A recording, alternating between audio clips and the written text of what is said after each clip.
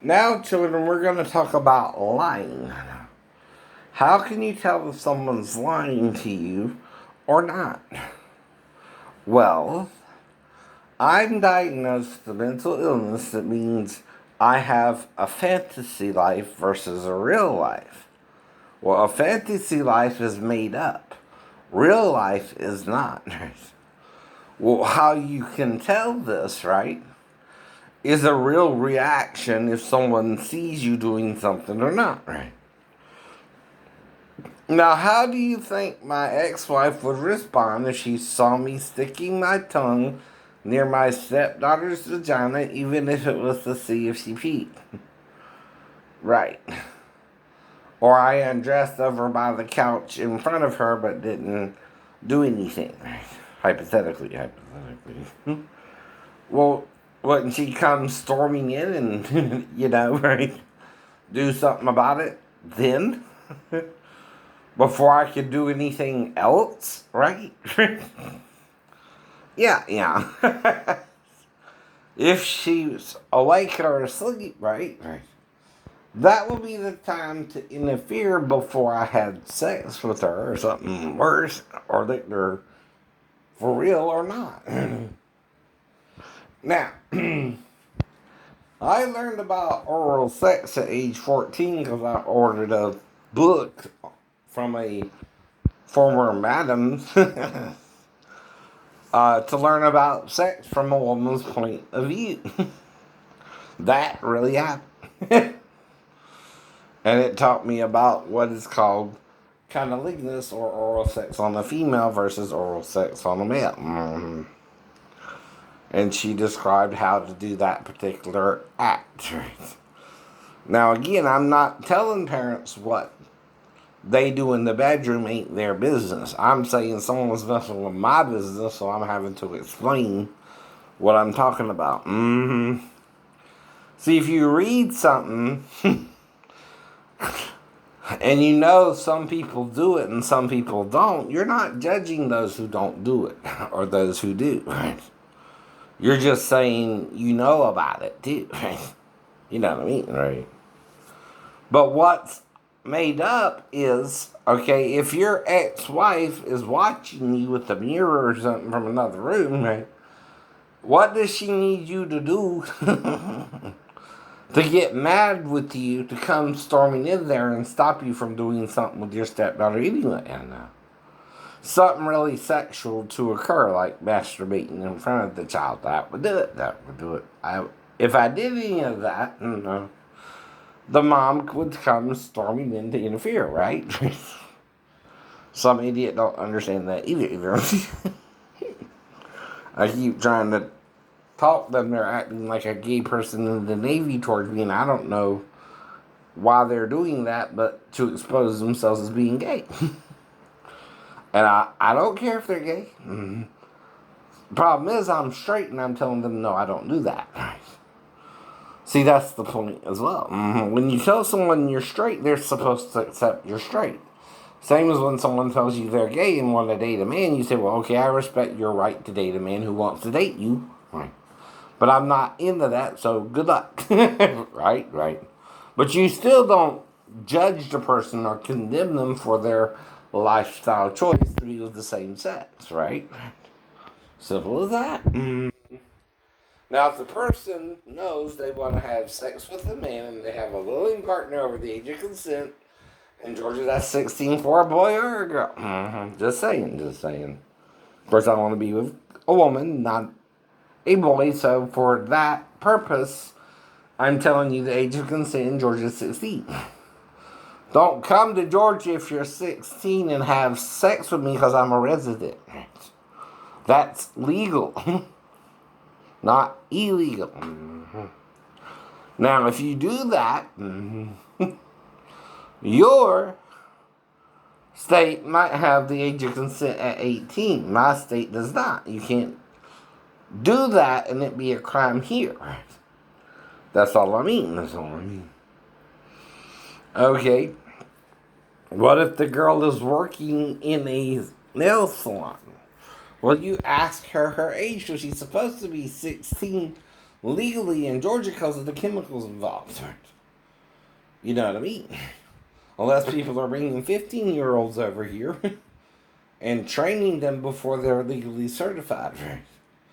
You can't do that way. Now, until you're certified, you can observe how other people do it and wear a mask and stay away from the chemicals. But you can't actually get hands-on training until you're what? 16, right?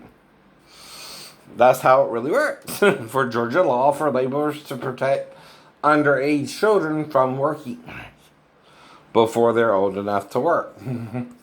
That's another way you can tell if someone's lying or telling the truth.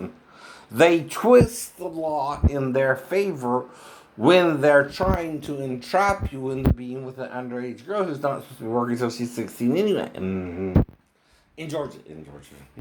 Again, those are our state laws for someone working in that particular industry. Now, I'm not talking about a girl working at a theater. I'm not talking about a girl working in a fast food restaurant where she might be 14 or 15 or whatever there too. But I still would ask her what question? Well, how old are you, baby? If she says 37, okay, that's accountability.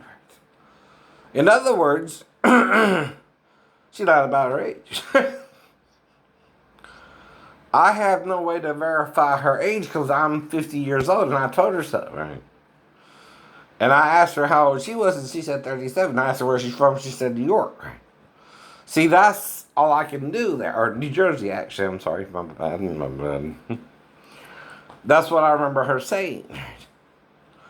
Now, if you know something different happened, okay, here's how that will work. You got to show the evidence to me you have of what we did or didn't do, right?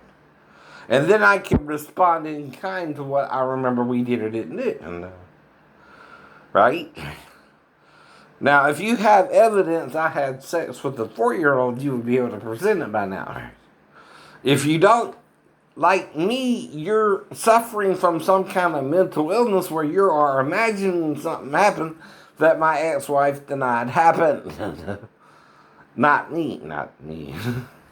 So until then, okay, you kind of had a way to say I could have done something either way.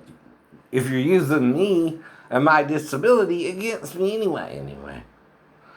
But the problem is the disability I have is more imaginative. Right? Now, imagination, again, does not replace reality, or what you remember or don't remember in an encounter, right? Now, for instance, one of the women I was with took me to her apartment. We had sex in the living room, and she went to bed later on. Well, next morning, her oldest daughter is putting her vagina in my face for some reason.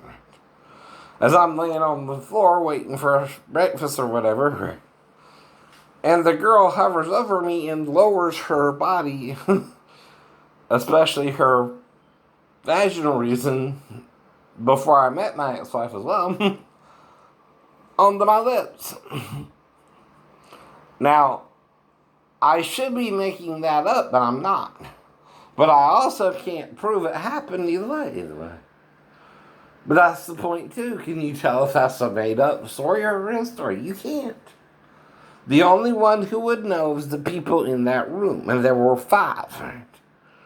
There was a roommate, the mom, me, the girl, and the next door neighbor. Now, I had to get the next door neighbor to get the girl off of me. The mom was just kind of letting it happen. The roommate was kind of letting it happen. And the girl was doing it. And I had to get the neighbor to get the girl to stop. And quit putting her vagina in my face. But I can't say why she did that.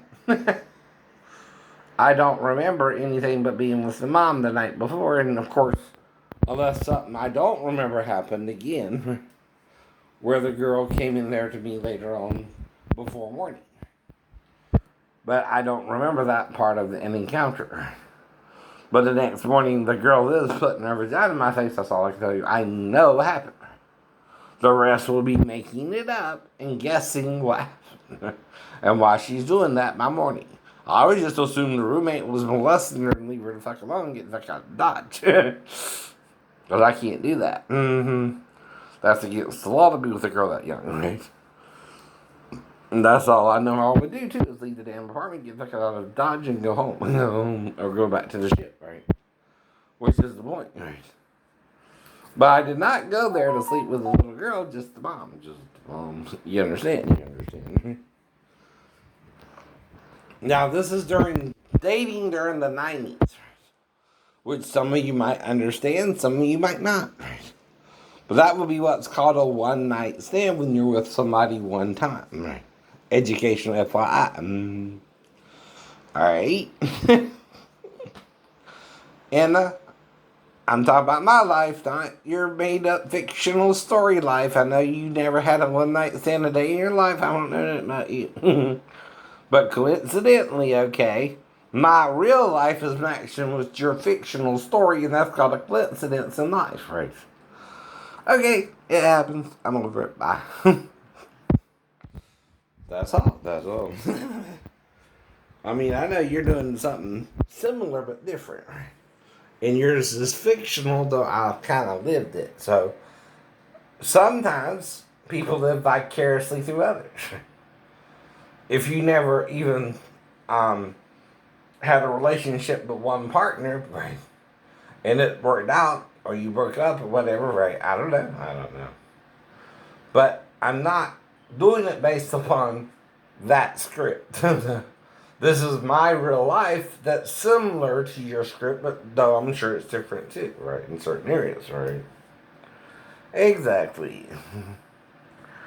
Now, that's how, okay, you can determine if someone's lying. Because if your ex-wife sees you put your tongue near her daughter's vagina, what's she gonna do? Think you're trying to do oral sex and come in there and break it up, right? Right. I know. And is she gonna wait until you again do something else, like undress in front of her too? Right. Well, if she is, she's letting it happen, right? That's all I know. Not me. See, why would I do that if the daughter's in there with me or not? Well, if she's waking me up and she's over by the bathroom, where I bring her over by the bathroom or whatever's going on here, if she's in there with me at all, there's 4 reasons. One is drink, one is eat, one is go to the bathroom, one is shower. Okay. So I also told them I remember taking a shower with my mom at a very young age, between the ages of 3 and 14. When we lived in a little white apartment off of Victory Drive. Now, is that a crime for being my mom that done that? No. But that would be what I would be thinking if the child's in there with me and I did all that up to that point, possibly too, right? If, okay, I pulled down her panty so she could go to the bathroom and she didn't go, right? So why else would you pull down her panties, right? For her not to go to the bathroom and she didn't go? Right. No, so she could go to the bathroom, because that's all you would think she was in there with you for. Is eat, drink, go to the bathroom, or take a bath.